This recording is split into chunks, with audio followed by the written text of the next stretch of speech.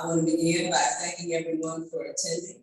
You've chosen to be informed voters and seek to make the best choice for your community. So thank you for attending this forum today. Before we begin, I'd like to ask all of you to place your phones on mute. And in the interest of time, we ask that you reserve and express your applause and accolades at the beginning, when we introduce our panel this evening, and at the end. We want to make sure that we provide as much opportunity as possible for questions and responses from the candidates. This forum is taking place in a building that has nonprofit status and is prohibited from partisan political activity. Therefore, campaign literature, buttons, signs, clothing, or any other campaign-related items must not be brought into the room. There is a table out back where campaign literature can be displayed and distributed, and that I'm sure the candidates can provide that to you. Now, NOAA is a nonprofit 501c3 organization that encourages informed and active participation of its citizens in government and seeks to influence public policy through education and advocacy. NOAA extended an invitation to all certified candidates for mayor of the city of East Cleveland to this candidates forum, which follows a nonpartisan, unbiased, and impartial format. All events are free and open to the public and media.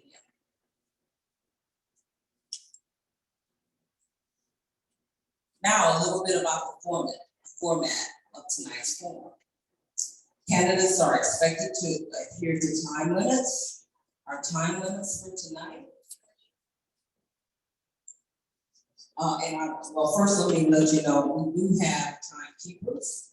Matthew Macon is going to be our timekeeper. We have a time clock to you right there. And our other timekeeper is Richard Barnes. He will give you the 15-minute warning.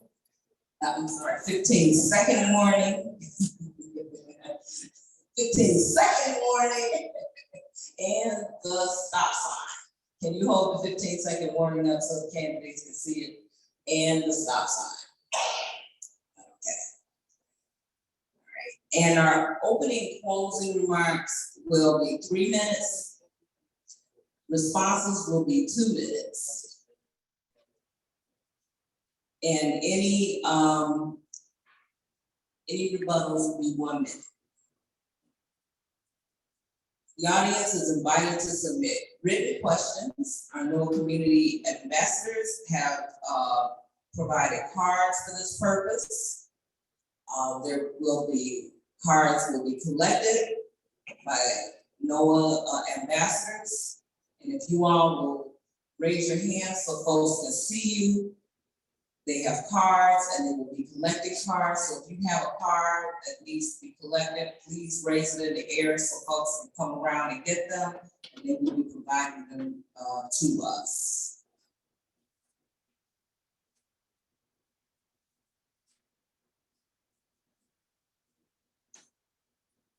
Okay, now without further ado, I'd like to introduce you to the candidates for mayor of the city of East Cleveland, Ohio, for the term beginning January 2022, ending January 2026. Our first candidate, East Cleveland Councilman Timothy Austin. And if you'll have a seat here in alphabetical order, they'll be sitting in alphabetical order.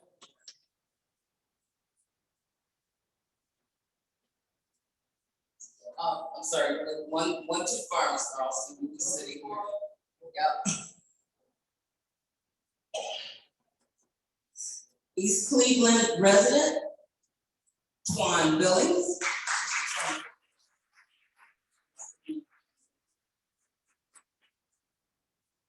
And East Cleveland Mayor, Brandon King.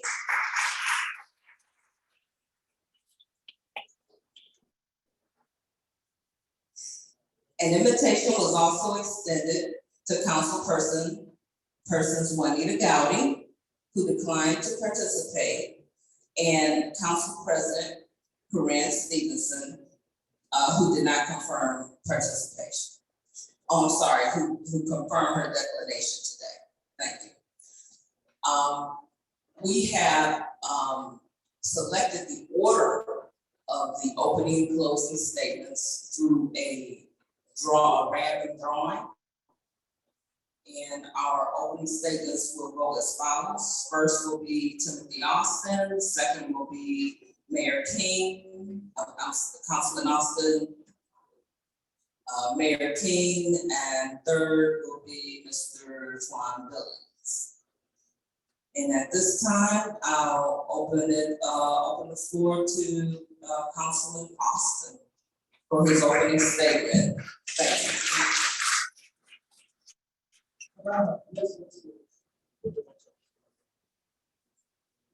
Take a minute to acknowledge the event that took place in our community. I want to take a minute to acknowledge the event that took place in our community, where a set of our seniors possibly lost their homes. So if you take a second to pray for the Heisen family, I really appreciate it.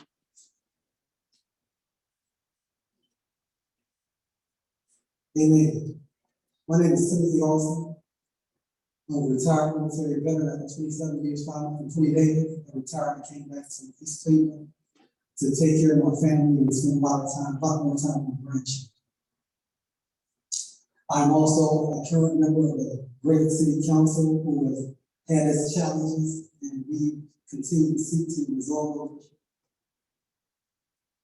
As an active volunteer in service to their community, I work side by side with all of you residents. Every time we'll have an event, I aspire to assist. Whether we're picking up trash, moving trees, cleaning up the park, these are things that we already do with the community. I would like the opportunity to continue to do those things. Hopefully this makes it better. I work with a lot of our agencies, from the governor to Armand Bush, to other members of the city council, trying to find solutions to problems. Crime is a major issue in our city, trying to find solutions to how we will better police us, making sure that when the police show up, they don't show up to protect each other from us, they show up to find out what's the solution to the problem which they will call out to our location. Talking about economic development, I know there's been some discussion about whether we're going to get stimulus or not. For those stimulus checks that don't pertain to decreasing the value of our homes, those stimulus checks, in my opinion, should be held out so that those resources can be provided and executed on Deacon Avenue, Superior Avenue, as well as Hayden Avenue, so we can bring some small businesses back into our city. I would like for you to have what you need, but I want to give you an opportunity to see those resources again in the near future. If we put the resources in a place where they should be right now, we don't have to look back on them. We can be looking forward to those resources because they will be an investment into our future, bringing back some things into our city. Active community development. What I like to do is take about 2 lots per ward, call in 6 developers, and have 1 developer select a lot. They will pay $5,000 to invest in that lot right now in our city. That $5,000 will be invested back into our general fund and allowed to be exercised by the administration so we can improve somebody's situation. So when the pay program is not properly exercised, we got some resources available to make that happen. And once the developers come in, we will choose who had the best product, the one that was the most economically feasible and aesthetically feasible to us as a community, so that we have decided how we look at the community. We did that as a group because the majority should reign. Thank you.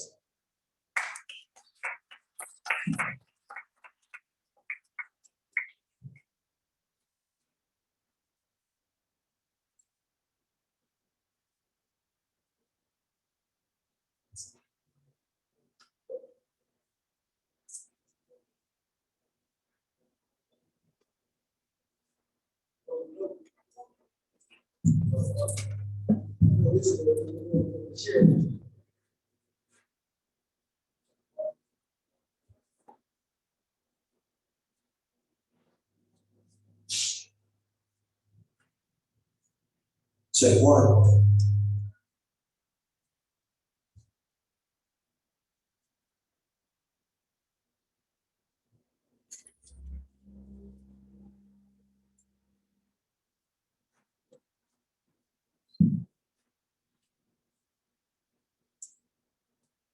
Thank you.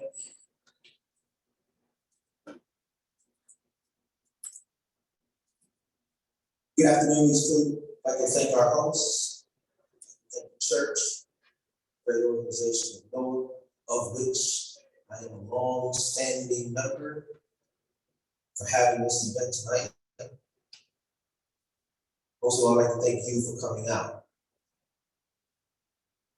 East Cleveland electors,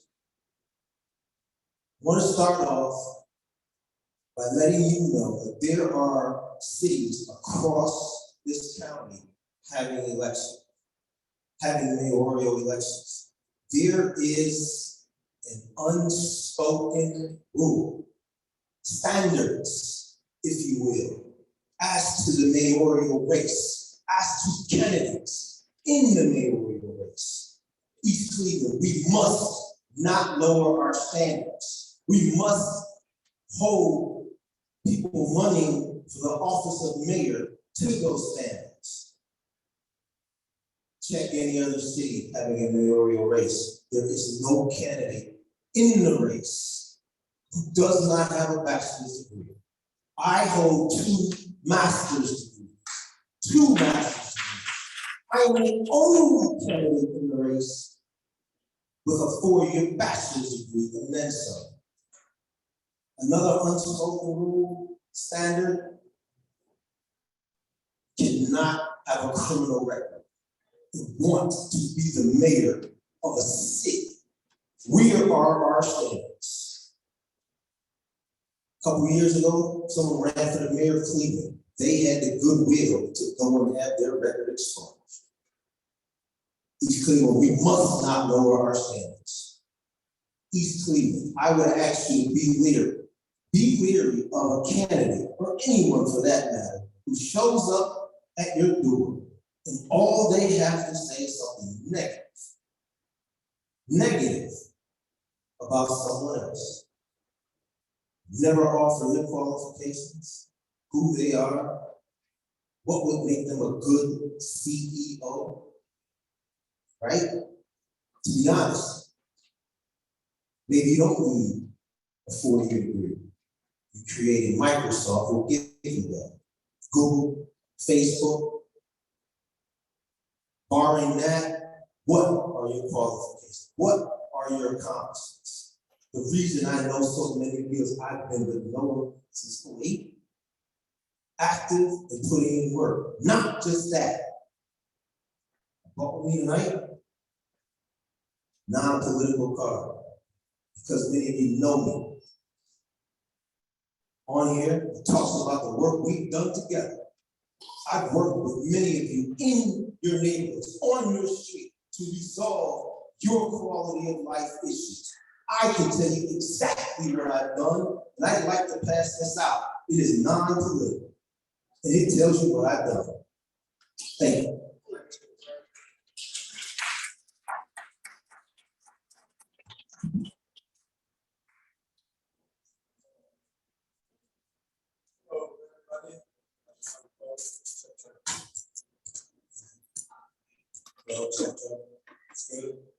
All right, my name is Anton Billings, aka known as Twan. The things that I want to talk to you about in the first minute. I came from Los Angeles. I was born here in Cleveland as Anton Billings, and my nickname is Twan. The mayor spoke about connected thugs that we meet. Proud to say I'm a connected thug. Hey, a man of mistakes. That's the reason why the yard sign said a man with a past is a man with a future. Amen. Everyone that we talk about experience, you notice everybody that comes in office comes in without thugs. When they leave out of office, they are thugs. I'm a five-time community hero. I've been placed in several magazines and several papers. I'm a consultant around the state of Ohio. I have been used by the Department of Rehabilitation, the Department of Youth Services. I have been contracted with many, many different departments. I got too many real stories to tell you one false. The mayor spoke about education. There's a lot of millionaires that don't have a high school diploma. So here as it is where we talk about experience and what we're going to do to the city. I don't have time to throw shade because everything that you see what's going on in the city of East Cleveland speaks for itself. In fact, when you look at Channel 5 now,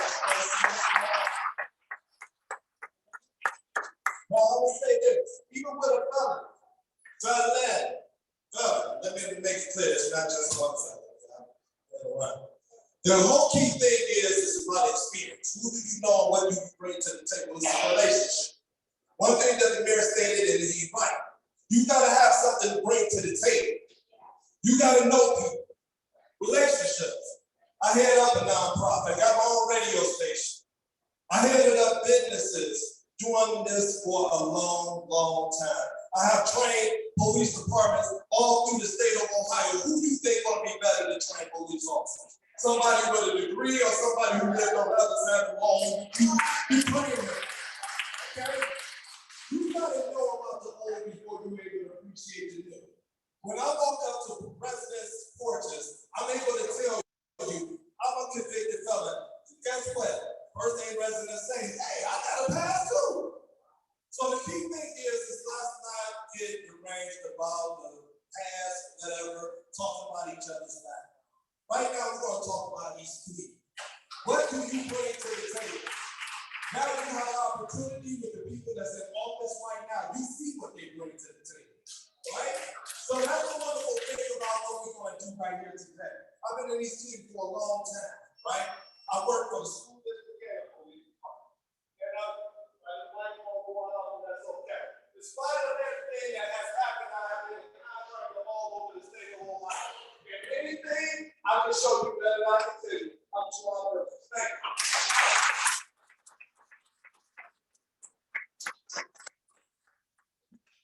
Thank you, gentlemen, for your opening statements. We have gathered some of the questions that have been gathered from the audience, and we are going to address the first questions to all of you because they're all addressed to each of you. One is, what is your vision for the city of East Cleveland? Why do you think you are uniquely qualified to do this job? And what do you think you will bring that is unique to the city? Have exactly 2 minutes to answer each of you, and we'll go in the same order in which you were speaking. So first will be Mr. Austin, then the Mayor King, and Mr. Rose. We'll answer the questions in the same order that we were introduced. So our first response will be from Mr. Austin, our second will be from Mayor King, and the third will be from Mr. Gomez.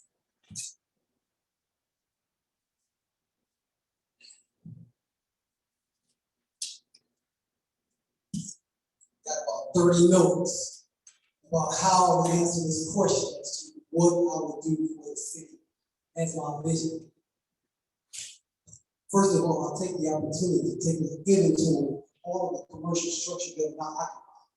There has literally been hundreds of commercial structure that has passed through our land. Some of them have made all the way to the Calhoun County land.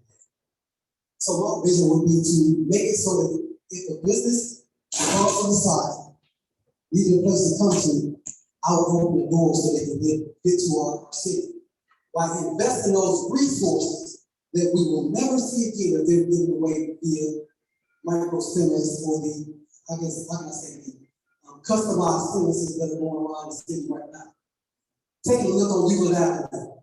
When I saw Peter Pan Pizza come down, I was hurt because that was a missed opportunity for our children to see what we got to see. Those snack packs with the fries and the sauce, very inexpensive but delicious on a late Friday night. We need those types of businesses back on Legal Avenue. We need them back on Hayden Avenue. We need to be able to drive down Superior Avenue and be able to get what we need on a late evening. Whether it's a snack, the donut, the coffee, a slush, some ice cream that's not for Wendy's or McDonald's. That's what I'd like to see for small business in our city. And some of the resources that other communities have that are specific for that community, whether it's incubator for jobs that we don't have. And working a lot of stuff in the East Student Library, when they go out there and applause, because they're doing the best they can with the space that they have. But if we set out as a community for deliberate development and renaissance, we can do what we need to have done with the resources that are available. There's no need for us to go out and seek hard and search high and low. We can use what we got to get what we need.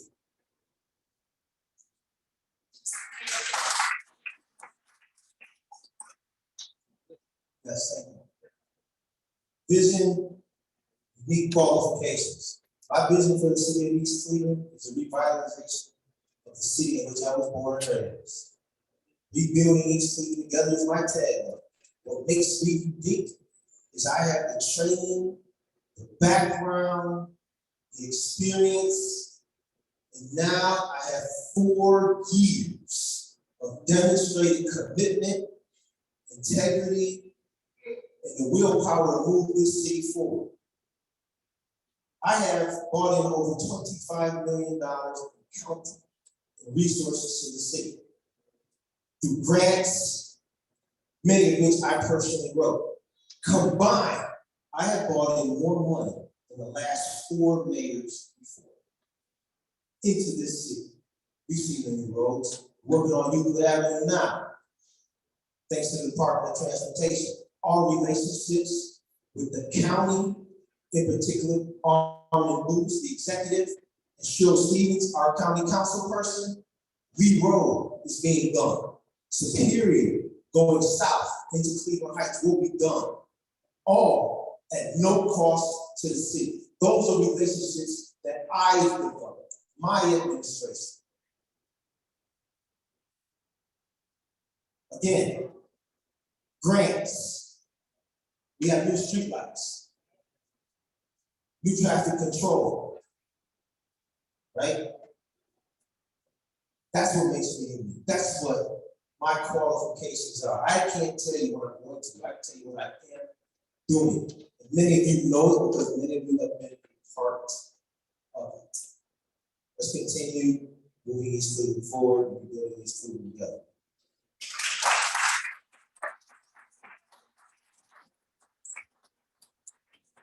First of all, my plan is basic. You take a negative and turn it into a positive. I have a program in the prison system called Responsibility as I graduated with 6,000 meters, right?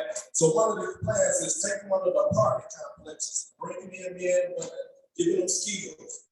I'm a person, I don't have patience. So I want to get the city developed quickly, okay? I'm looking at the parade, the streets and everything like that. And one of the key things is that we have this going best and high turnout. The going best and high turnout, what I would like to do is rebuild these communities and things like that. Taking each function and taking each of board and boarding up using our art district, partnering up with the art district, and quickly getting the properties, around you, so we can start acting and building up the property back. Right? So the key thing is these potholes and things like that. We can't rely on services. When we talk about relationships, first and foremost, it's always a 9-year plan. Anybody know about politics and understand that it's always a 9 to 10-year plan. The county, the state always have a plan. If you go downtown, the roads was already going to be done. It wasn't something that the current man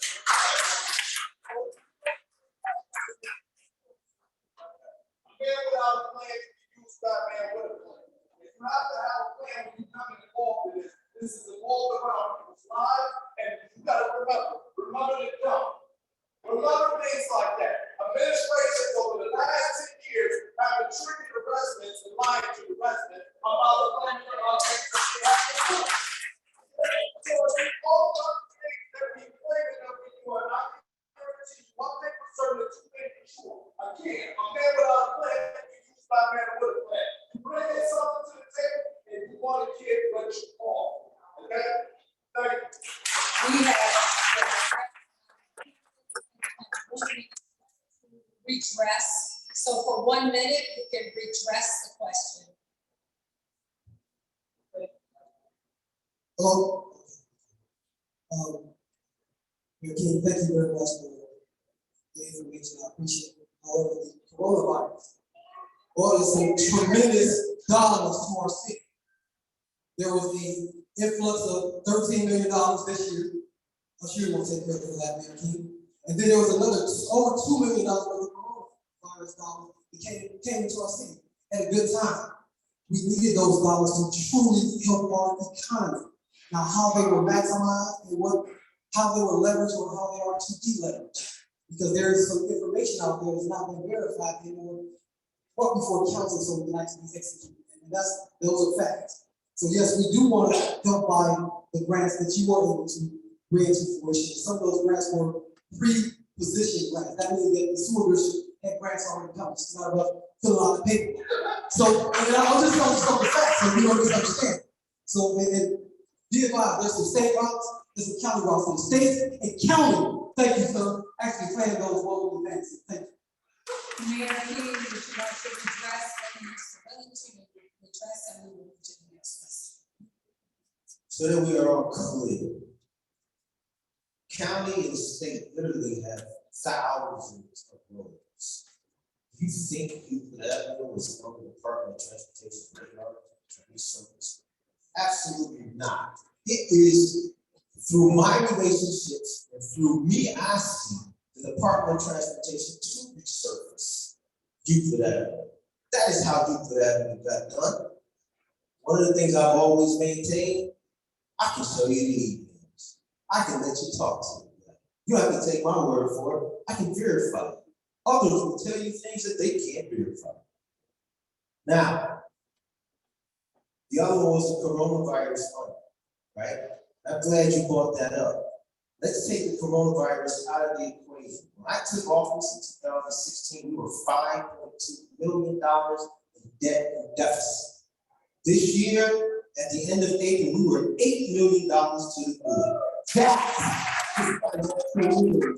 That is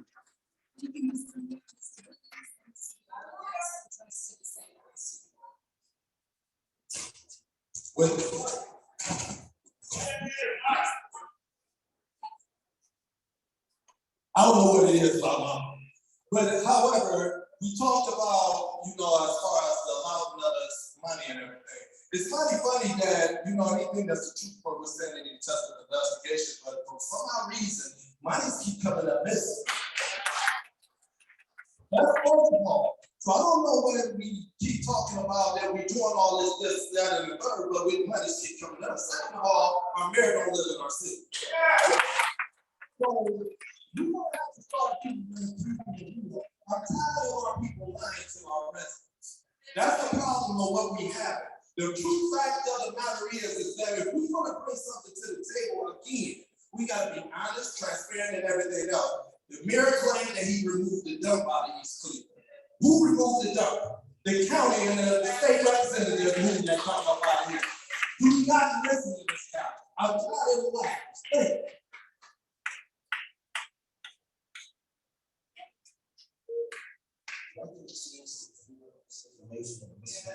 Okay, our next question, we're gonna move on to the next question, which is COVID. What do you think the mayor's responsibility is in encouraging mass and vaccination for COVID?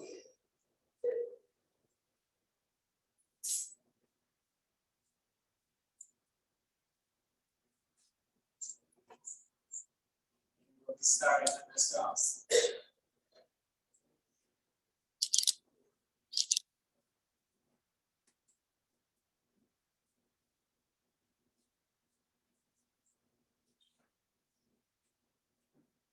Okay, as far as the mayor's responsibility, if I were the mayor, my responsibility would first to be able to provide the truth, facts, actionable information about the virus, how important it is to be vaccinated.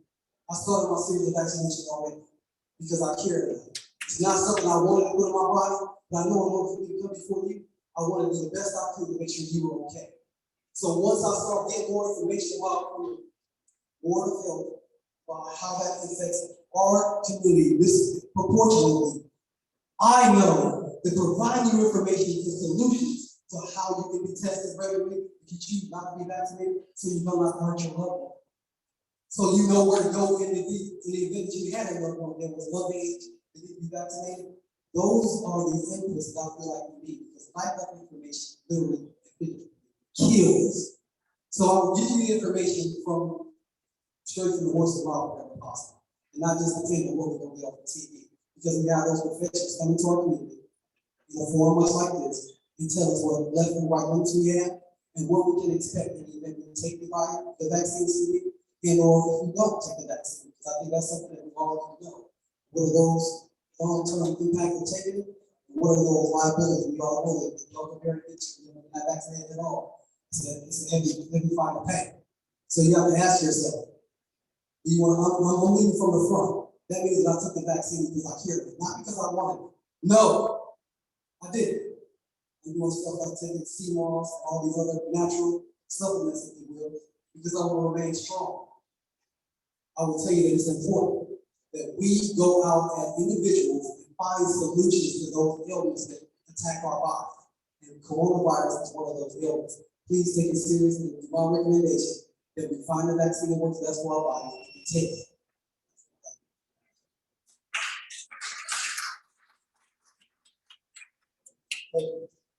In response to COVID-19, many of you have been with me for a number of years. You know, last year when the pandemic started, in March, we went immediately into taking a food pantry that my family has been doing for over 10 years. We bought it indoors, we boxed it, and we personally delivered it to you. Thank you. Yes, thank you. There were many seniors at that time in apartment buildings, complexes that had not been outside, had no food, crying when I handed them a box of fresh vegetables.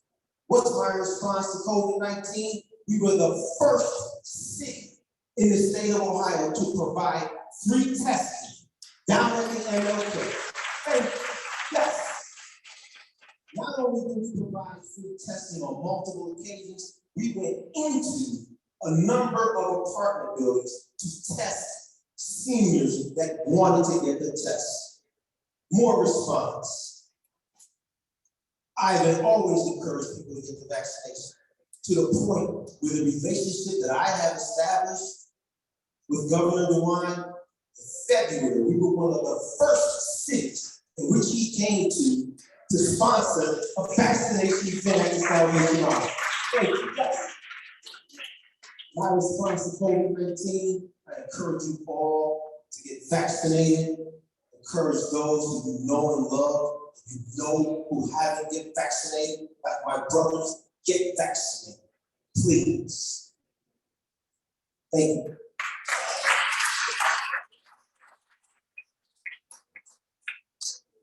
Responsibility of the mayor is to take. The responsibility of the mayor is to take responsibility of leadership. Whenever you come in across a crisis, whether it's COVID-19 or whether it's anything that pertains to the public safety and health of the community, we're supposed to have things like centers like our MLK Center, so we can have centers that we can utilize to be able to protect our residents. Okay, we have to be proactive, not reactive. We can't be sitting and waiting for something to happen when we know the storm is coming. I believe the responsibility as a mayor also has to have the leadership and go out there and make sure, just as well as what Mayor King stated, going out there and reaching as they are. I think being proactive is a wonderful thing. And I think that's something that we all have to do. That's the responsibility as a mayor, a precinct committee, a council person, as a leader. That's what your responsibility is. That's your job description. This is not nothing that we ask of you to donate food. This is something that we ask of you to do. This is your responsibility as a mayor, as a leader. This is something that you don't know that you're supposed to do. You're supposed to protect and serve your residents at all times, 24/7. This is not a job where it's part-time. There's a job that you can take off. You have people's lives at stake. So when it comes to COVID-19 and dangerous diseases like this and viruses and everything, it's about bringing something again to the table, being proactive. That's what I do. Thank you.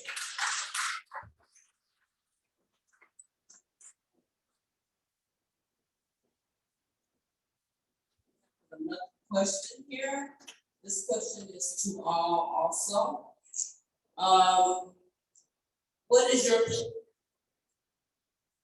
What would be your plan to obtain new fire and paramedic trucks for the city?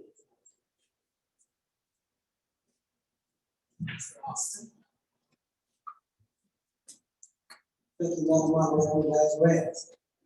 While we have this $13 million, the council had recommended that we purchase a new ambulance and a new fire truck with two of the $13 million that we have to our disposal.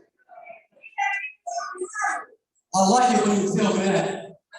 So what we do as a council, we've already earmarked some of the money. When I say earmark, we set a plan in place. We haven't published the legislation yet. We said we'd actually purchase a fire truck and an ambulance. So when we move forward in our new community, we actually have the resources to provide the safety mechanism so we can thrive, be safe, and not have to wait on Cleveland Heights to come down here to help us with a fire. We don't have to borrow our F-250 or F-350, I don't know whatever the heavy truck we use when an ambulance went down, and that was totally necessary to help us until we got our vehicle out of the shop. It is imperative in a small community like ours. Every piece of equipment counts. Everything we do matters. Like you said, we have to be proactive. That means we have to perform some preventative maintenance, checks, and services. And that's based on my experience as a professional in my previous career. So again, I do have a bachelor's degree in business, and I was seeking another bachelor's degree in transportation and logistics because I have 23 years experience in logistics and retired as a military officer. You don't get that without enough credit. So be advised. I am he. I am focused. I am driven. I want what's best for us. The safety vehicles matter to us. And we also have some police vehicles also on the slate to be purchased so we can allow our officers to get from point A to point B to provide you the safety services that you need in a dependable manner. Thank you.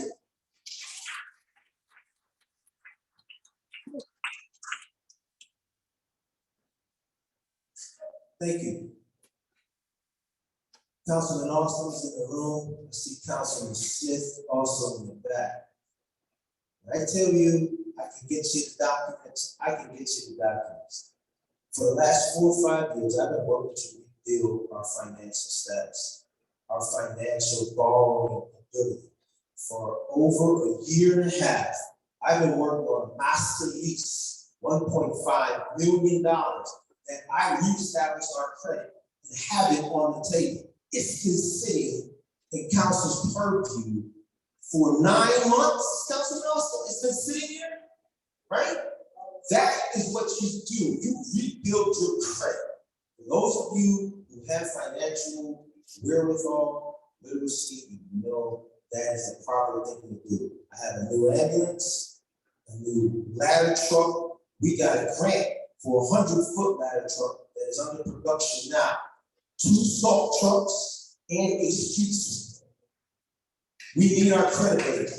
Thank you. This city has not had a credit rating since I believe 1990, when we lost our credit rating, unable to borrow money. When I took office,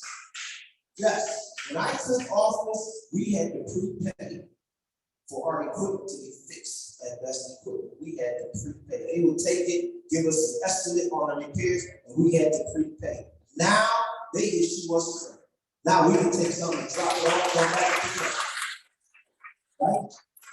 I stated before, I stated again. When I took office, we were $5.2 million in debt deficit. At the end of April, we're $8 million to the good. That does not include the $13 million that is in the bank from the Treasury and the American Rescue Plan Act. That's on top of the $8 million.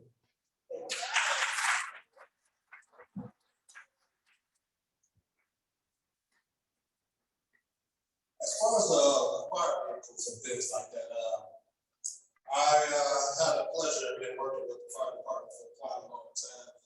I know that a lot of the equipment has always been a problem there.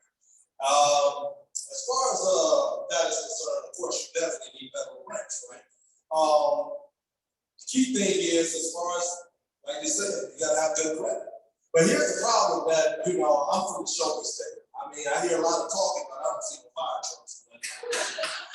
So I've been around the block a long time, and I've been watching a lot of things in East Cleveland. I know when you're talking about relationships, we should have been had a fire truck, we should have been had an ambulance, we should have been had a lot of things. We're talking about we out of debt, but yet still we are over $100 billion. I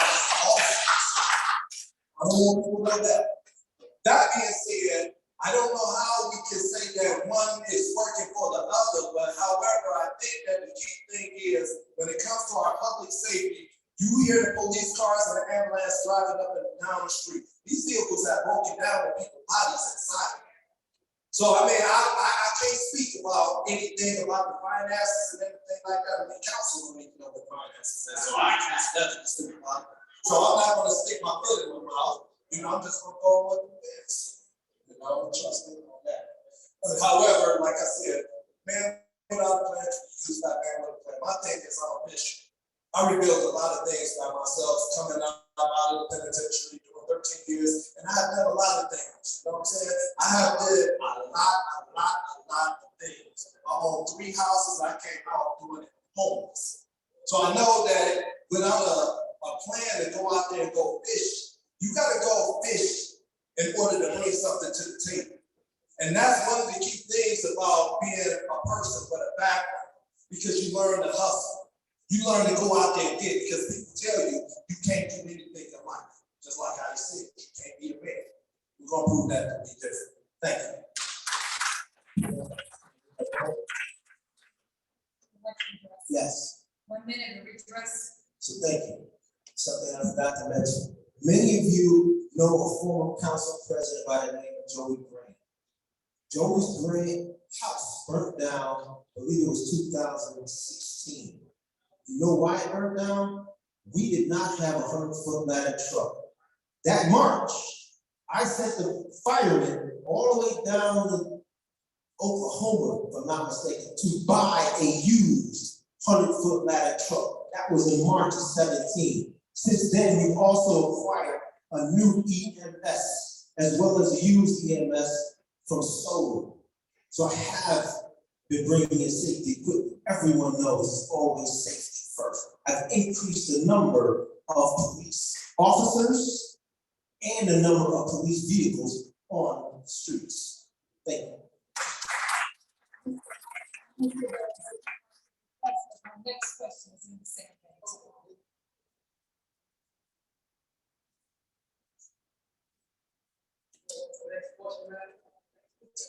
Would you like to address it? Would you like to? Thanks. The question is about policing and community policing. What do you see about the future of policing in the city? How we will increase the force, and or how would you use a community policing force, and how will the community be better for better police protection, and for how will you expand the policing services? The question is about community policing. Is that, can you hear me now? Okay. The question is about community policing, how they see the role of community policing and the increase of policing equipment and individuals, the department as well as the equipment, and how that will benefit the city and or its residents.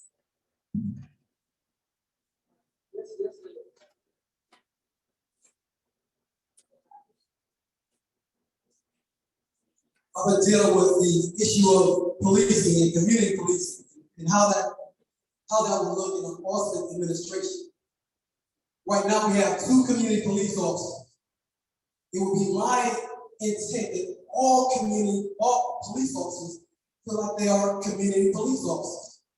If there is a specific set of skills, talent, disposition that you have to be a community police officer, if I could emulate that behavior from the mayor's office, I would do so. So let me give you an example. Greetings, sir, ma'am. I just happened to be driving through the neighborhood and saw you on your porch. So I'm gonna stop by and see how you're doing today. See how I might better assist you. And believe it or not, after the second or third time, guess what they start doing? They start looking for you to come by and they give you what you need in order to help us as a community. So I don't want the police officers to do what they do right now, like I mentioned earlier. They come in 2 or 3 cars and they come to protect each other from us. We call them to ask them to help us with this situation. And they turn it all the way around. And next thing you know, you looking for help from them. And then when you file your complaint, you can call all the way upstairs to the top floor. And what they'll do, they'll say, well, let me look into it. And it's gonna be a while. I don't want to convict our police officers doing the best they can with what they got. But I want to inspire them to know that we are indeed the people. And while you might have the mayor as your boss, respectfully, you're gonna answer to us one way or another. So let's change the narrative from going out to police us to policing each other and making sure that we are respected, appreciated, and treated in a way that, I'm not going to say the way they want to be treated, but treated with dignity and respect when you come to my house and take care of business. Thank you.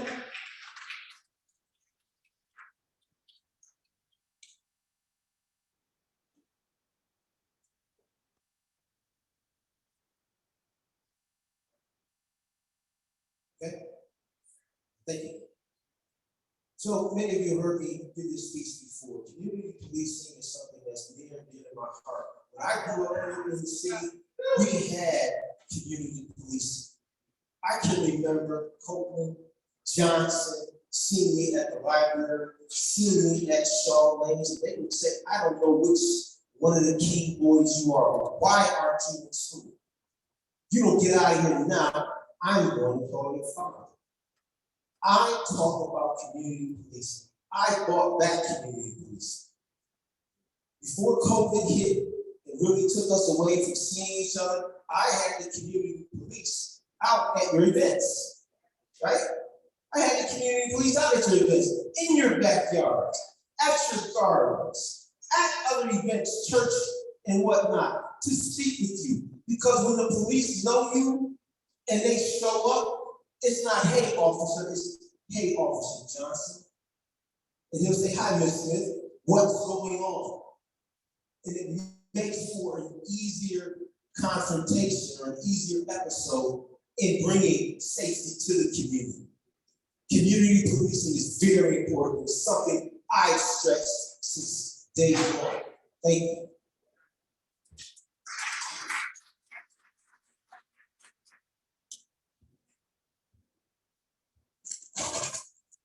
Okay, well, community policing, number one, in order to have community policing and everything, we gotta be able to keep officers. We can't keep officers because we plan on security guard money. That's the reason why we keep having new officers every week, it seems like, keep floating around because we're not able to pay. So as a result of that, these guys come in, they get to training, they, crash up police cars and, things like that, and they go into another suburb and make $90,000. They get their training here. This is a training camp. Okay? The problem is that what we have when it comes to community policing, our officers is out there doing traffic violations for their power line. So that's more empowering officers to come in contact with you in the negative light. It's all about money. So that's why you see more law enforcement also doing more traffic details than they are chasing people up and down the street that's out there breaking people's houses, doing things they shouldn't do. Okay, so when we talk about community policing, we got an officer that works in community policing. Actually, head up community policing was the officer that you've seen 3 times on the news that Councilwoman Gowdy asked for a body cam to be put on that officer. And he's in community policing. And everybody in Ohio know about this officer. He hasn't been fired yet. Like I said, a man without a plan can be used by a man with a plan. You have to understand government. Sitting up here name dropping, I know the county executive. I know the head of Ohio State Patrol. I know the governor. I can show you pictures too. Name dropping and don't win Super Bowls. The bottom line is, in order to get to the Super Bowl, you gotta have a Super Bowl count We got an impound lot that it costs $300 to get your car. Everything in the city is about gouging. We can't even get contractors to come and work. It's gouging. Everybody wants something for nothing.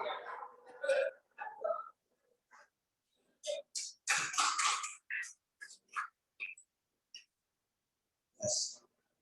So that we're clear, since I've been the mayor, we have given the police raises.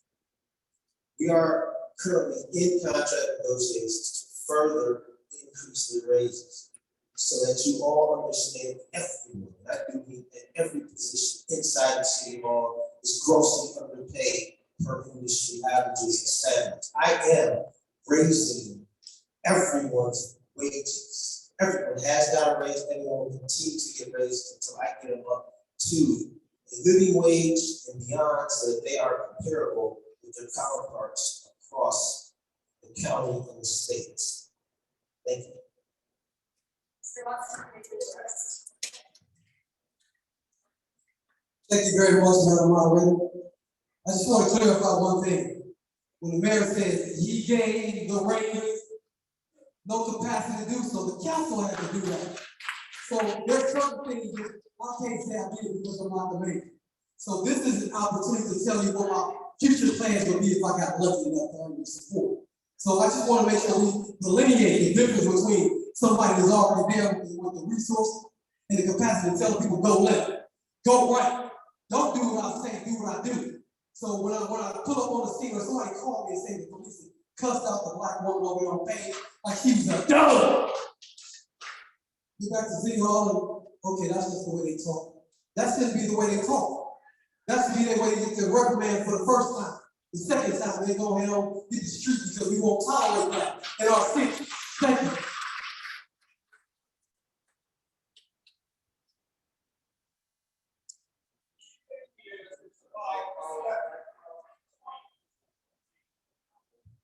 Okay, well, the key thing is about respect. Respecting the culture. Okay, when you see across America everything that's going on between law enforcement and the black community, we have to have respect. We have to have officers that understand the culture. The officers is being pushed out within 2 weeks of them coming up out of the cabin, and they doing traffic violations. Okay, that is not going to get us to the Super Bowl. What that's going to do is keep getting us in debt. That's the reason every week we keep being in the news. Lawsuits after lawsuits after lawsuits after lawsuits.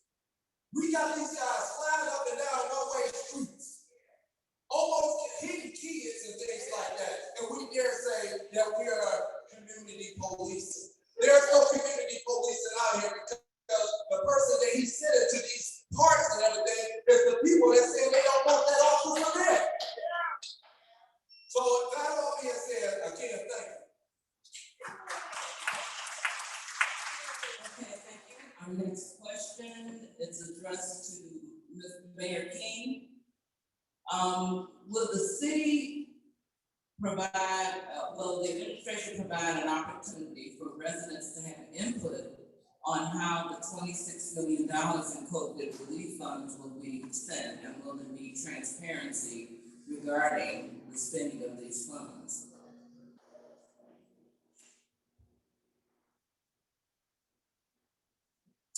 Can you repeat the first part of that question? So I'm sure which one you're talking about. Will the administration provide the community an opportunity to have input on how the $26 million in COVID relief funds will be spent? Okay, great. So the short answer to that is yes. Many of you know and have been working with the administration since 2017. So we have been listening to you. We know your wants, your concerns, your needs. When you hear someone talk about traffic police, someone in here did not ask for traffic police on this street to curb the speeding, to curb the loud noise, to curb people just hanging out. So we do a lot of response to your wants, to your needs, to your quality of life issues. Yes, we can have a meeting to discuss things that you would like to see done with this money. One of the things we know from the neighborhood groups, from meeting with you, from talking to you, is that you wanted help with your prized possession, your investment, your house. We wanted to immediately infuse some of this money into the community. And that's what the homeowners grant was about. And I hope that you are taking advantage of it. Thank you. And I just want to explain one thing. I know there's been a question asked about the order of the candidates answering the questions. We did a drawing in the beginning before we started. And Mr. Smith actually got the first. He was number one. Mr. King, I'm sorry, Mr. Austin was number one. Mr. King was number two. Mr. Billings was number three. And that's why the order is going. So when we get questions that are addressed to all candidates, that's why that order. That's why it's going in that order. Just wanted to long of that. The next question is addressed to all of the candidates. There are questions about what you guys would do about the sewage system and the cleaning up of the debris in the sewers and on the streets, and the status of the money that is given to the homeowners from this recent grant.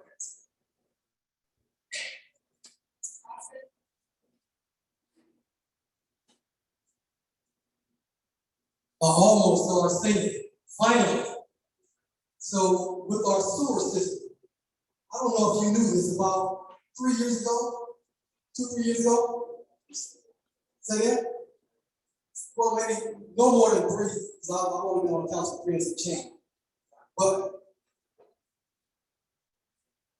we had a deficit with the Cuyahoga County Public Works of $331,000. My direct experience was from a pothole on page, I'm not even calling it, say it's a sinkhole on page where the young men that would play basketball had a basketball goal that sunk about 2 or 3 feet into the street. So to prevent cars from going into it, they put the basketball goal there. When the police come over, give them a hard time, I'm going to tell the police leave them alone because they try to say light, lemon, ice, like already. So I called out, not the city, not the mayor, nobody else. I called out Mr. Bloxage.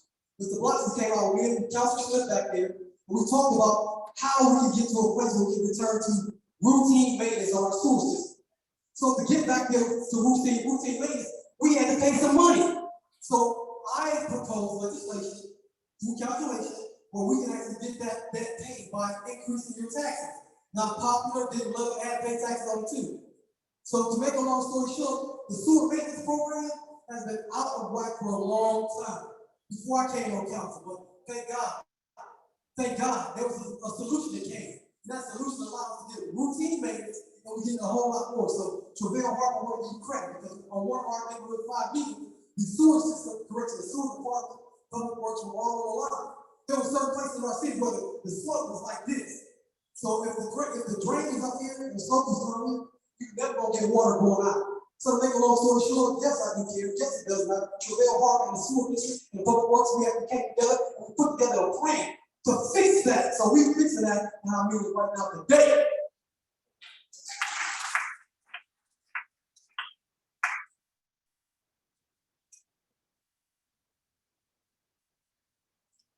Yes, thank you. So the County Public Works maintains our sewers. When I took office in 2016-17, I did sit down with the County Public Works and renegotiate our contract and the work we do with them. I do remember the legislation that was passed, and Councilman Austin played an interesting role in that, right? Our sewer rates have not been adjusted for years, and they needed to. It was a situation where the city was in such dire straits that they didn't want to put it on the ballot, right? Through a great relationship with council, we were able to put it on the ballot for residents to vote on it, and that's how it got passed. We have a system in place in which the county is vacuuming out streets. I mentioned earlier that I bought a piece of literature for the election. I would encourage all of you to take a look at it. It's out back. You'll see two pretty pictures on there. As I mentioned before, as part of the master lease of 0.5 million, there's a street sweeper on there. Council will not pass the legislation. Of course, you got three of them burning from there. So I brought in contractors to do street sweeping. Many of you have seen them called. Thank you. So they're sweeping the streets now as we speak. Probably about a month, we should have gone through 177 streets in the city. You also notice the clock on there. They have started work on the clock at City Hall. Thank you.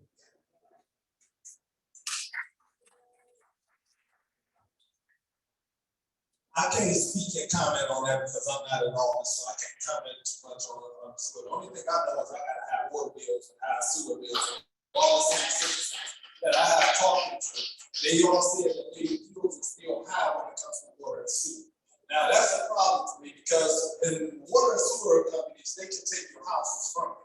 And I'm very concerned about that because there's a lot of seniors up in here that don't got a lot of people that's there to support them. So that being said, and a lot of people don't know that the water and sewer companies can take your house away from you. That's some of the things that we gotta watch out for amongst the culture. Because those are some of the things that you have to be educated about, but then at the same time, we have a lot of people in homes by themselves that don't know what to do.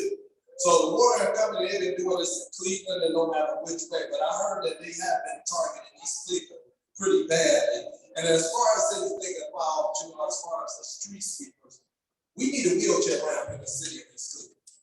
There need to be a wheelchair system.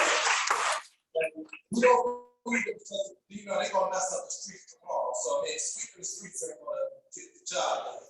We need to prevent ourselves from catching more and more losses. Because Lord behold, somebody get up in there, can't get their wheelchair up in City Hall. That's gonna hit us with a hard loss. So elevator fix, we need things like that fixed. Those are the things. All that cosmetic, we don't need all that. The clock and all that, we don't need all that. We need that elevator fix. We need the wheelchair ramp up in there. Those are the things that we need, okay? And at the same time, we also, I don't know if you guys know, we have a leaf truck. Any of you residents see that leaf truck? That leaf truck is up at the top of these trees and it's never going to be something.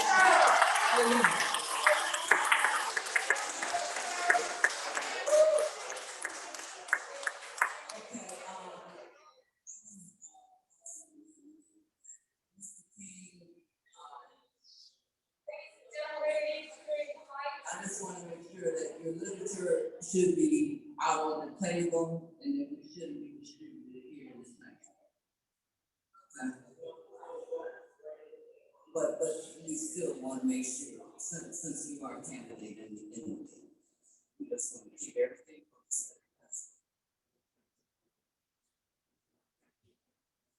Okay. Okay, thank you everybody for your cooperation, and I'd like you all to please remember the admonishment about applause. Thank you. Okay, this question is related to revenue and economic development. What are your ideas about bringing more economic development, hence revenue, into East Cleveland?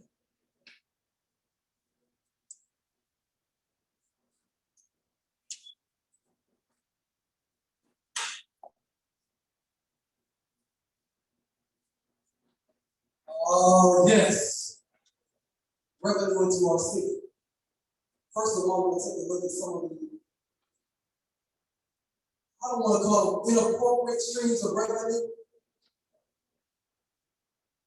And I'm gonna start talking about some of the opportunities to increase the number of businesses in our city. There is a place that they used to call GE up the hill. There's a new owner in there that has said that we are open for business. What he wants, talking about GE, they're under new ownership. And when that new owner came around about a year or so ago, maybe a little more, he talked about partnering with the city and having some businesses, actually some micro businesses, some incubators, starting up there at GE. Schools, opportunities for some serious business increase in the city. So at the time I was on contract and property, so that was my lane. So I've been removed from contracts and property. We'll talk about that another time. And back over to general services and administration, where they probably be less effective. So to make a long story short, what I would like to do, like I said, with some of these dollars that we have, is put them in a community where they can be seen again. Euclid Avenue investment into the storefronts that are empty before somebody said, let's tear them down anyway. I want to take a look at Superior Avenue, every storefront, put some money that the city has in their availability, even if we have to transfer from being COVID-19 dollars to being general fund dollars. You know how to do that, right? The way that I understood it is it goes by police and fire salary. So they can allocate a certain dollar figure to police and fire salary instead of having that pressure on the general fund, take the general fund dollar and do something new and great with it. So when we talk about what we don't have, like the grocery store, people come to these schools to spend their money if we had one. And with general fund dollars, you can do those type of community development projects, bring that developer up about bringing it in, let them do his work.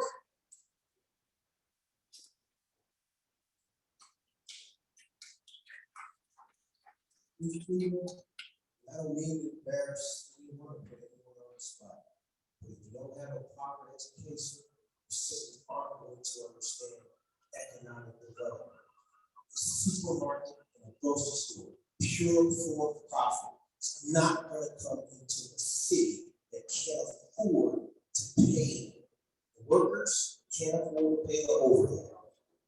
Right now, we have on the table an economic development opportunity, and that's in the first 4 or 5 blocks coming from Lakewood. We call that the target. Put out an RFP for qualifications for master planners, and next month we should be awarding that to look at putting in a brand new neighborhood in that area. What that neighborhood will allow us to do is to attract new businesses. Why? Because we'll have new residents who have that disposable income that could then support a coffee shop, support a grocery store, support a dry cleaners. Don't think that if you take a vacant and abandoned storefront, you dress up the window, that a business is going to want to move in there. Businesses have to make money to remain in business. Proper education, please, thank you.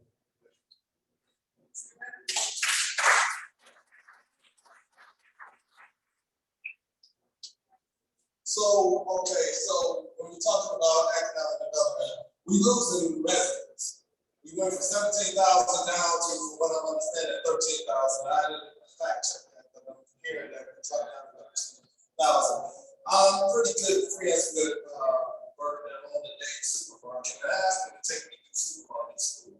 And I asked him, I said, well, what would it take? Eric King spoke about, about getting things done as far as that. He's right. One of the things he told me, he said, well, in order for a supermarket to come in the city, okay, number one, it's got to be attractive. People got to be attracted to it, right? Because we want fresh fruit. We want fresh food, right? That's the reason why the East Side market is so expensive. Because they got to get their products off. And if people was in the population that is not working in the city of East Cleveland, then it's going to be hard to bring in a supermarket in the city, right? The other thing about it, first and foremost, we got to rid the corruption in East Cleveland. That's got to be number one. Then you start attracting people, because see, if you keep spiking up things and not wanting to work with people, people is going to have a bad reputation, and they're going to spread rumors about East Cleveland. Don't go to East Cleveland because it's too hot. Case West Reserve purposely tell people not to come down here in East Cleveland. So when we get back to publicity, through the outlets, even the media, we have to have somebody to stand up to the media and stop letting them tell people, oh, in East Cleveland, what happened over in Gilliam, they say East Cleveland. And that's giving people misunderstanding that it's us that has this high crime. So in order for us to be able to attract people, we got to get rid of the negative publicity. Every week, East Cleveland is in the news about mismanagement of funds. That's all. There's always something that is being done in the city that's causing people not to want to come in here and do any work. That has to be addressed first. Public relations.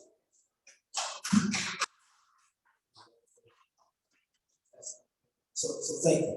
One of the things I forgot to mention, looking around, seeing a lot of board members. Many of you will remember when we met over months with the county, till finally we went down and sat with our county council rep, Cheryl Stevens, to help understand a subsidy that would allow us to bring a market rate grocery store into the city, but at a subsidy to help compensate for the fact that we don't have those disposable dollars that other communities have. Understanding that no one from Cleveland Heights, Shaken, Beachwood is going to drive to a grocery store in Cleveland.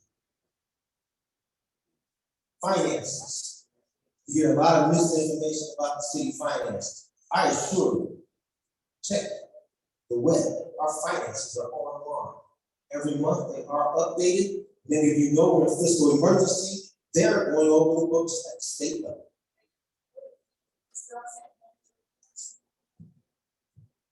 I did.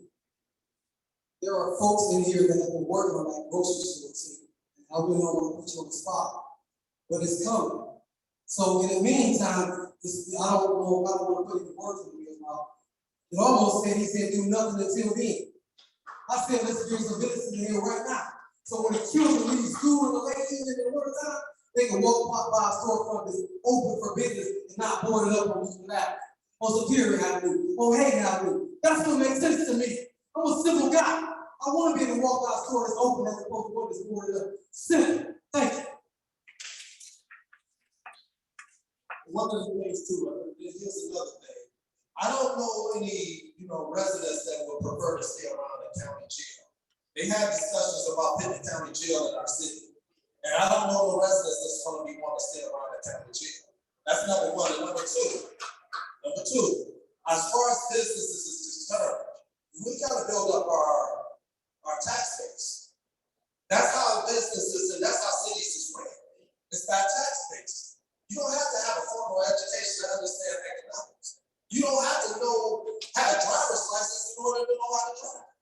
You just gotta know what you're talking about and know what you're doing through experience. It's not education, it's experience. You have to understand these things. And if you don't understand it, that's why you have mobilization and you bring people that understand it in order to win the Super Bowl. That's how you get to the Super Bowl. You bring people around you that understand economics. Okay, the next question. This is in the area of contract management.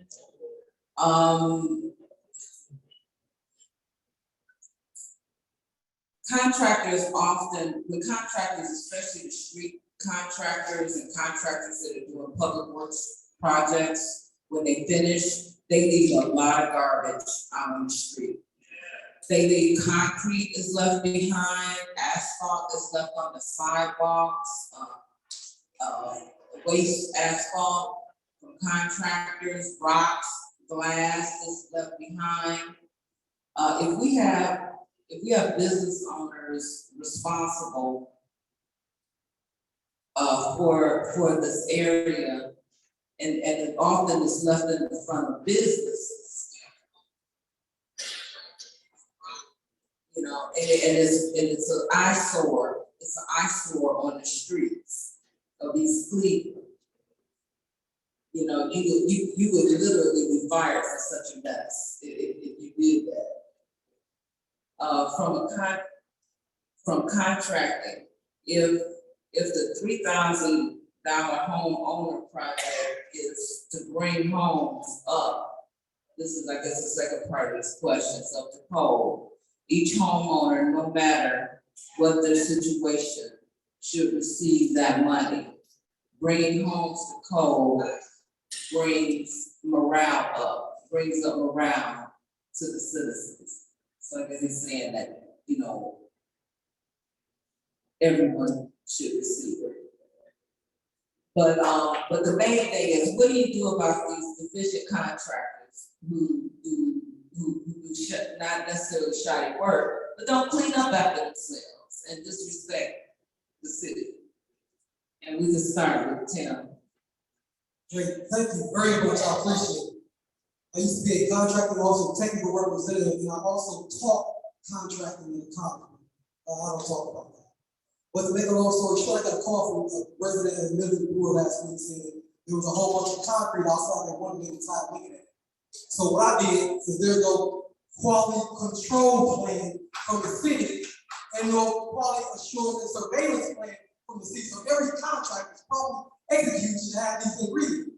Unfortunately, when I challenge the status quo, I get what you're talking about. You know, I almost cracked the joke, but I didn't. But I tell you, there's a quality control plan that the contract is responsible for saying. This is the contract, these are things we're gonna check. So what you do is you get a quality assurance and surveillance plan, and I'm gonna come out and check every week, depending on the duration of the contract, or every month. And when you come out and show up for your inspection, you expect those guys to meet those standards that they set with that contract. And what I'm gonna see on you elaborate, that is the ingredient that's missing. Because either our personnel don't know or don't care. Unfortunately, I'm a standards guy. I was a subject matter expert in my field in the Army. That means that when somebody couldn't figure it out, they wanted to me to give them a solution. Now it's a 6-figure income for 10 years, at least 10 years. And it was pretty cool. But what I did for the Army is provide solutions to problems that were so minute it wasn't worth the sign the whole team to say, Mr. Austin, go ahead and figure that out.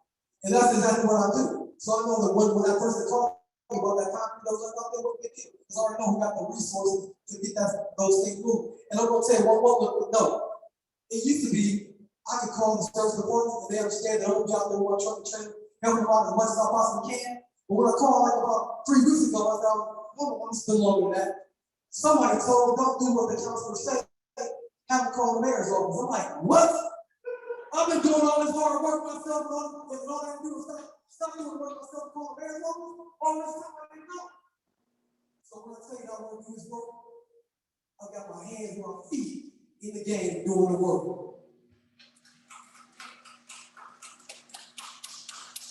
Yes, thank you. So let me take a stab at the questions kind of long and on some fast.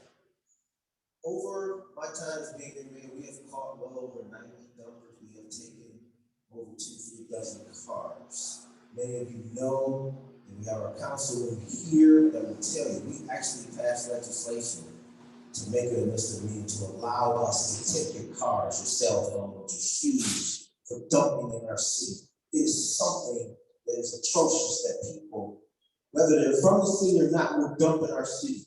Many of you have been here. I hope you will agree with me that the dumping in this city has gotten better over my 10 years as mayor. Work this summer, I had the pleasure of bringing in 3 new building and housing inspectors as promised. Our councilors are here. But remember the promise, if we pass this legislation, rental registration, when we get it up and running in a consistent year-over-year average, we will bring in building and housing inspectors, and they are in zones, right? We need your help finding the illegal dumpers, finding the contractors that aren't pulling permits, so that we can then hold them accountable. I'm gonna give you a story. The clothing wash on Euclid and Wine, we do a bike ride every Thursday. We get to that laundromat and he's having the surface resurfaced. Didn't pull a permit. We told him to stop. We take everybody to jail right now. We have to get like that, or people won't respect our city. But we need your help to hold these contractors and business owners accountable. Not to beat them up, but just to hold them accountable. Thank you.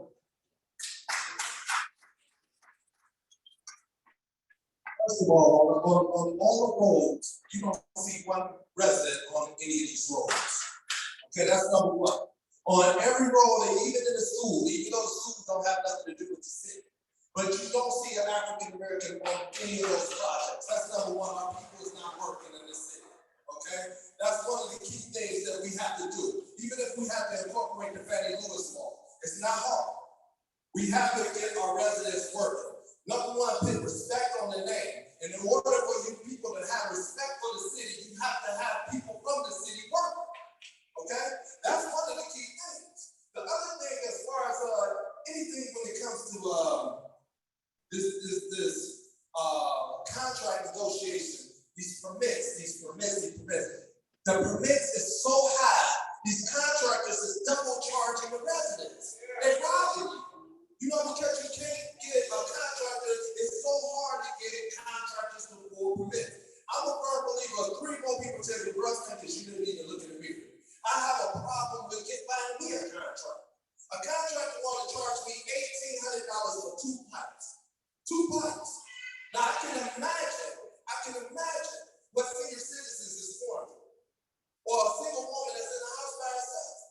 these contractors coming in say, hey, that's East Cleveland, you gotta blame East Cleveland. Because these permits is happening. Everything is spiked up, even occupancy fees. Everything is too high. We don't have nothing to offer in order to charge people that prices. We have to be community friendly. You have to respect your residents. You can't oppress your people. By sitting up there spiking up prices, that's not going to get it. That's going to run people out of here. Thank you. Yeah, so it was clear, it's hard for me to sit through misinformation, bad information. Our permit fees are in line, if not lower, than other cities and other communities. Our rental registration, thank you. Our rental registration is in line with other communities, higher than the city of Cleveland. They charge like 35. Duke charges 200. Shaker is at 100. Cleveland Heights is at 100. Our fees are in line. Can't stress education enough and continuing education. Many of you know that the Fannie Lewis laws were struck down.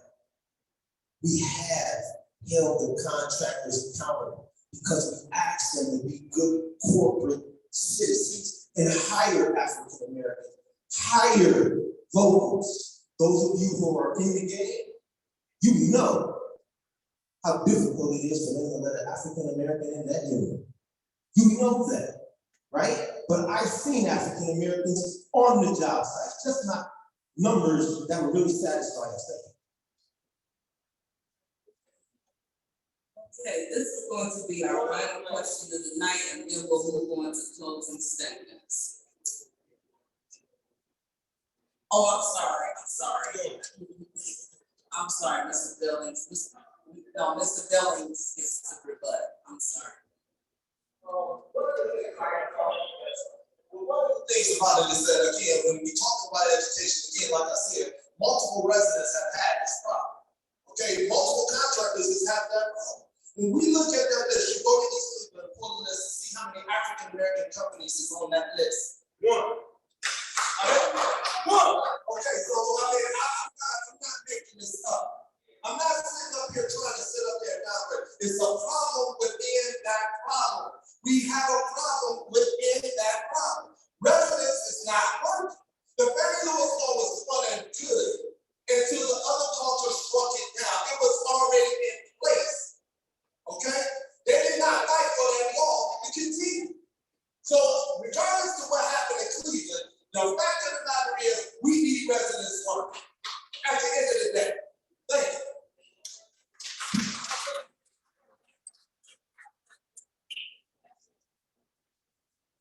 So we'll talk about our residents working really quick. So we'll talk about our residents working really quick.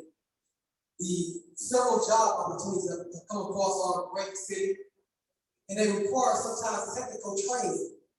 And what I want us to do, because I don't see a whole lot of young folks in here today, is that we inspire young folks to go through the process of getting that certification, getting that training, because it's critically important. McGregor Home had a program where they were hiring people to do home health care. And they were on-the-job training and pay you while you go through that program. Jobs Ohio had a program through the library, and thank you for their King and the rest of the council kind of worked with that grant. Well, back for single ladies that needed some training and job training, we paid for that. So as we go through this process, and we say we want to have people working right now, let's take your time, get the right certification, get the right financial response based on our calibrated effort in that training grant. Thank you. Okay.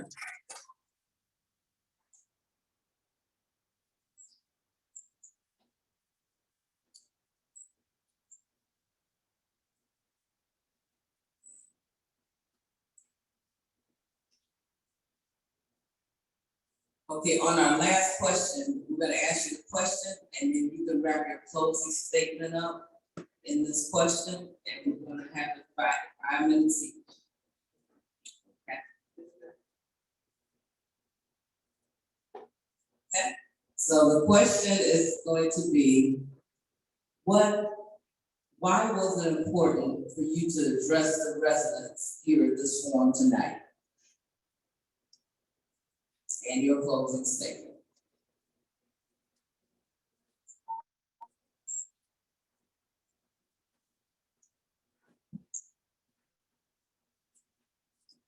You know, when I talk about running for mayor, it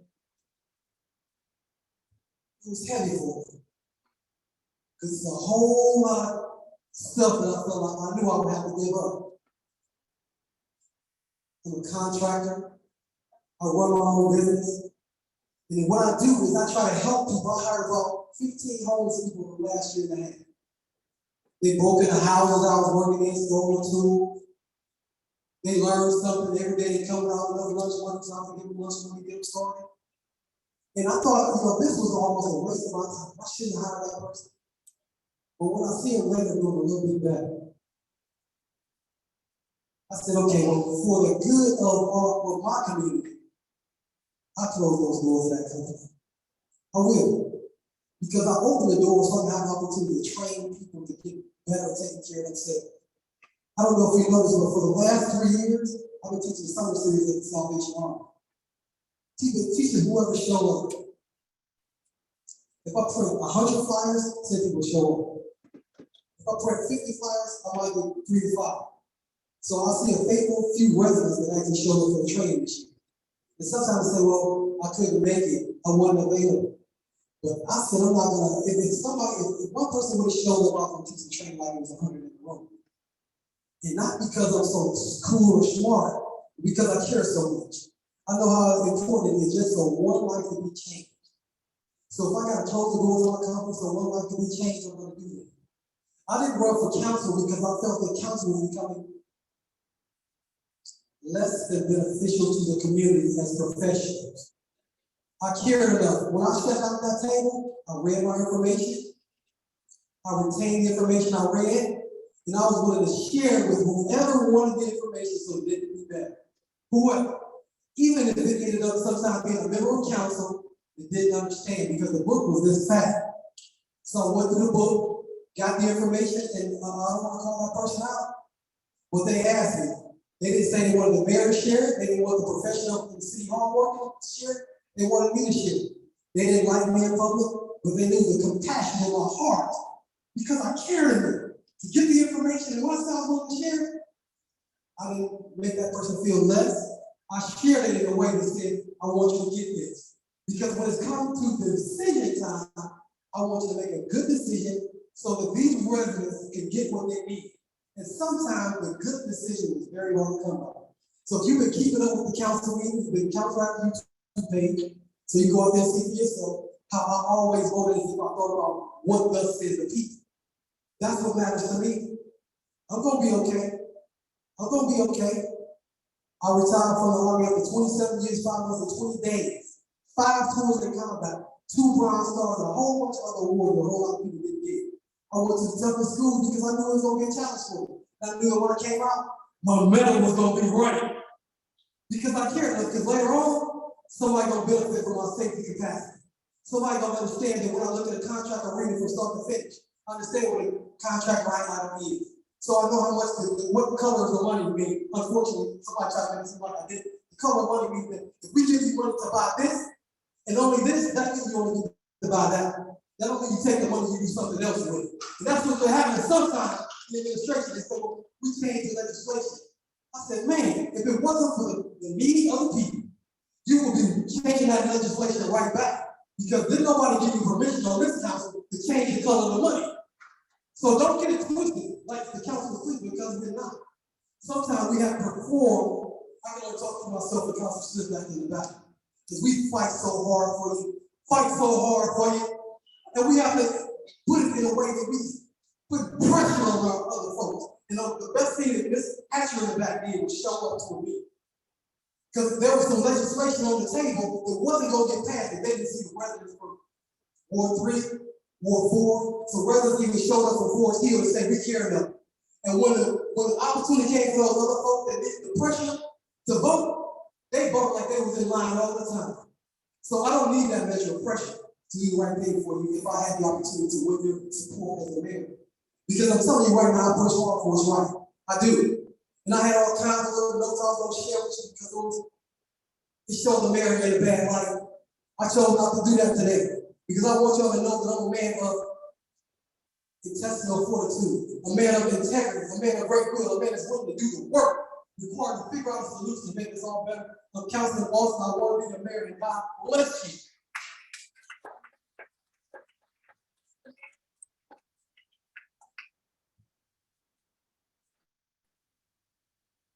Thank you. Why is it important to address the audience tonight? Many of you I know, a lot of more faces. Some faces not so familiar. I understand that you want to hear from me, you want to hear from your mayor, you want to hear from the candidates running for mayor.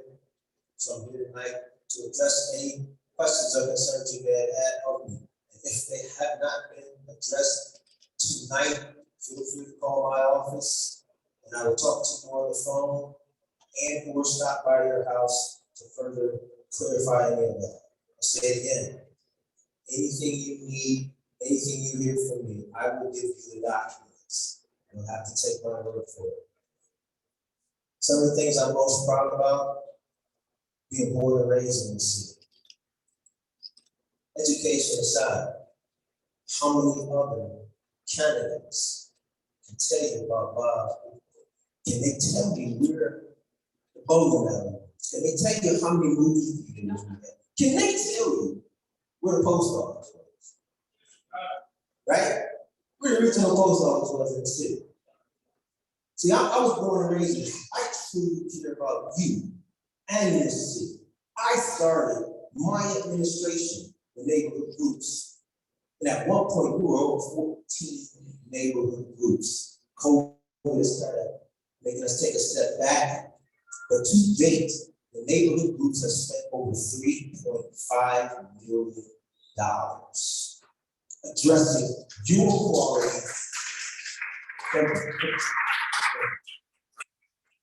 addressing quality of life issues on your street, your block, your neighborhood.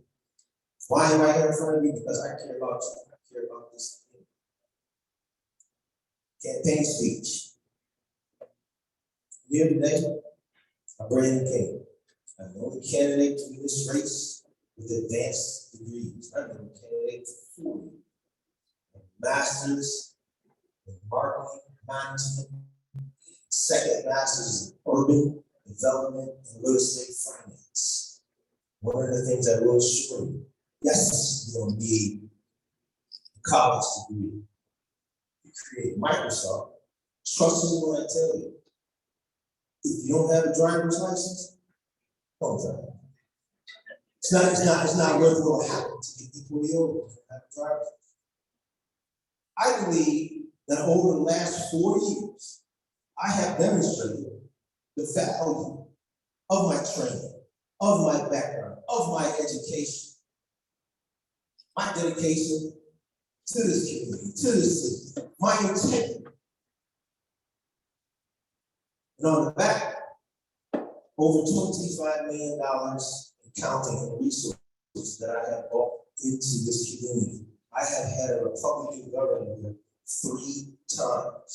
And every time he's come in, he's brought resources. The last time he was here, he brought PCs for people.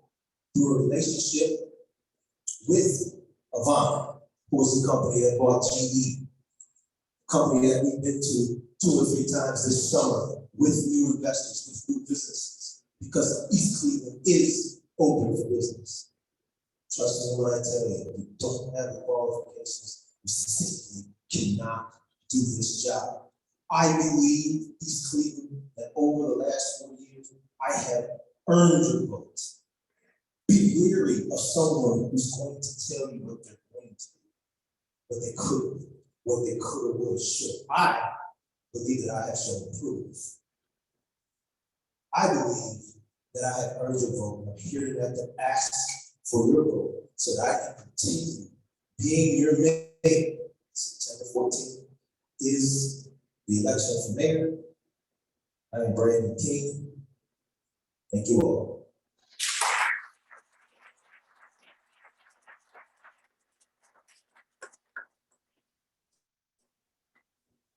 a lot of great motivational speakers here today.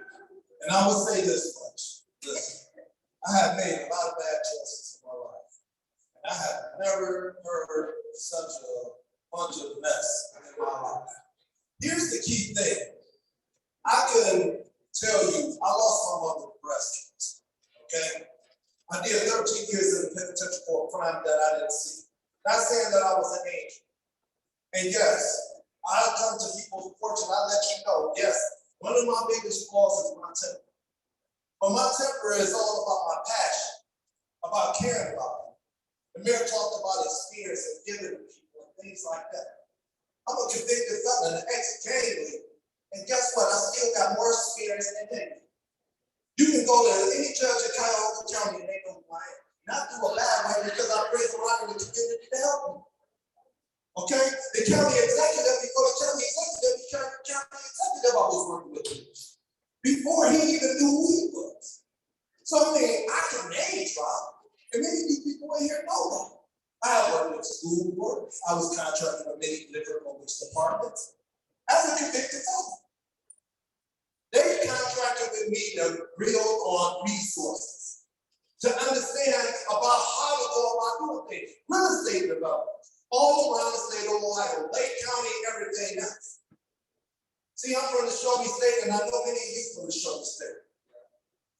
Passionately, I want the best for the city.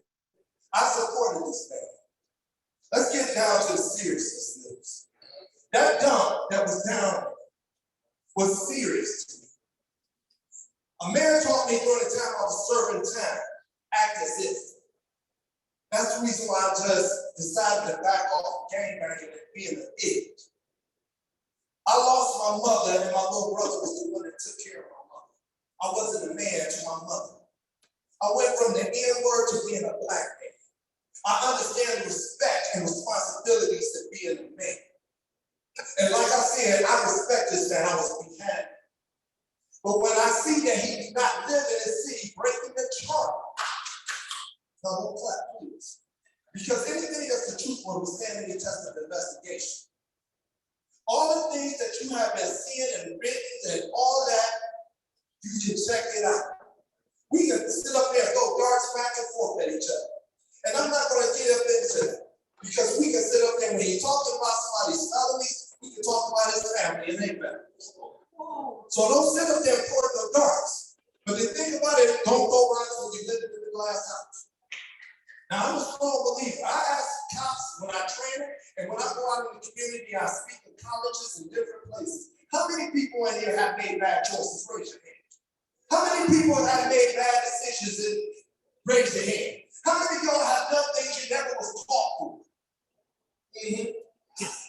So let's not make any mistakes.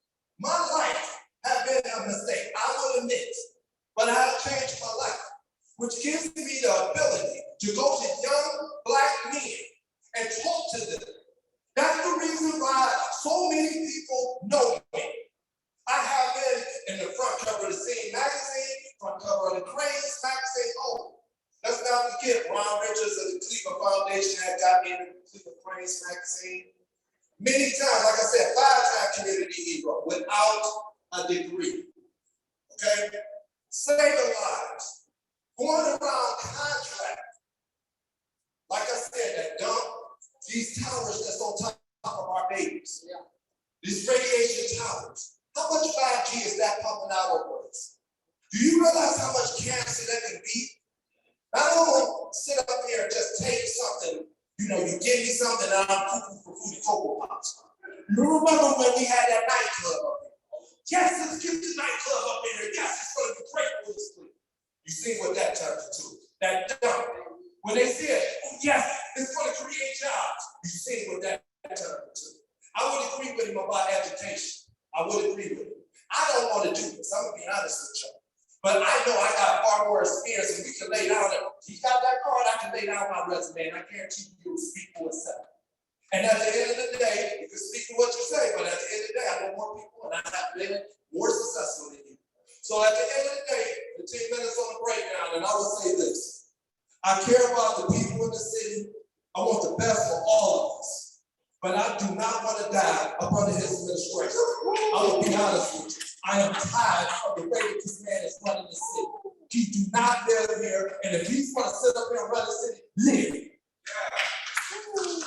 Thank each of the candidates for their participation this afternoon. For each of you who took your time out to be here, we appreciate it.